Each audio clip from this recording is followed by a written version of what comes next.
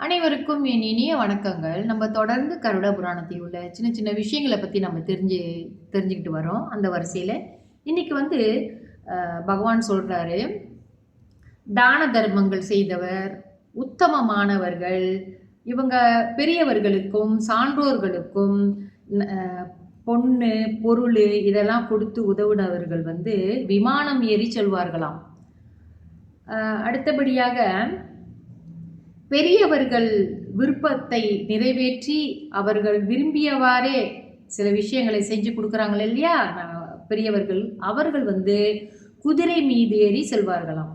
மோட்சத்தின் மீது ஆசை கொண்டவர்கள் வந்து வேத சாஸ்திர புராணம் அறிந்தவர்கள், தெய்வீக பக்தி உள்ளவர்கள், இவர்களெல்லாம் தேவ விமானம் ஏறி தேவர்களுடைய உலகை அடைவார்களாம். இதை வந்து நம்ம மகாவிஷ்ணு கருட பகவானுக்கு சொல்றாரு.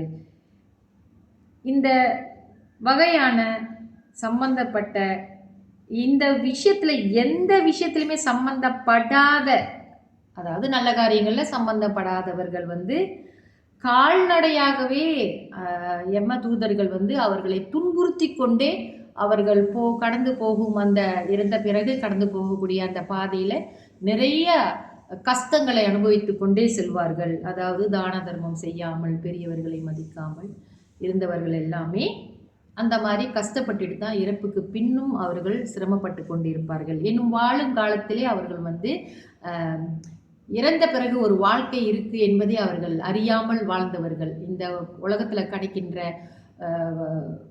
லௌகீக வாழ்க்கையில் கிடைக்கின்ற சுகங்களை மட்டுமே இவர்கள் கவனித்து கொண்டு வந்தவர்கள். கர்ண புராணத்தில் நீங்கள் பார்த்தீங்கன்னா மோஸ்ட்லி தண்டனைக்குரிய விஷயங்களாக தான் சொல்லியிருப்பாங்க. தவறானவர்களை பற்றி தான் மிகவும் அந்த குறிப்பிட்டு சொல்லப்பட்டிருக்கும். அதனால தான் இப்போ இந்த மாதிரியாக நம்ம வந்து இந்த விஷயங்களை நம்ம இங்கே தெரிஞ்சு கொண்டு வந்துட்டு இருக்கோம். சரிங்களா? நம்ம முயற்சி பண்ணுவோம், நல்லவங்களாக இருப்போம். ஆனால் பக்தி, அதாவது இறையருள் நம்மளுக்கு இருந்தால் தான் நம்ம நல்லவர்களாக போகிறது கூட நம்மளுக்கு ஒரு சந்தர்ப்பம் கிடைக்கும் அப்படின்னு நான் நம்புகிறேன். நம்ம இறைவனை நெருங்க நெருங்க நெருங்க நம்மக்கிட்ட இருக்கிற கெட்ட விஷயங்கள் எல்லாமே விலகி விலகி போயிடும் அப்படின்ற ஒரு நம்பிக்கை நமக்குள்ளே இருக்கணும். ஸோ நல்லதை நோக்கி செல்ல செல்ல தப்பான விஷயங்கள் நம்மளை விட்டு விலகி விலகி விலகி செல்லும். ரொம்ப மெத்த படித்தவர்கள் கூட தவறான காரியங்களில் ஈடுபடுறாங்க. சாப்பாட்டு விஷயங்களில் கூட கவனம் செலுத்தாமல்லாம் இருக்கிறாங்க. படிக்காதவர்களும் அப்படி தான் இருக்காங்க, படித்தவங்களும் அப்படி தான் இருக்காங்க. நம்ம மீண்டும் இன்னும் நிறையா பேசுவோம் இதை பற்றி. என்னோடு இணைந்திருங்கள். நன்றி, வணக்கம்.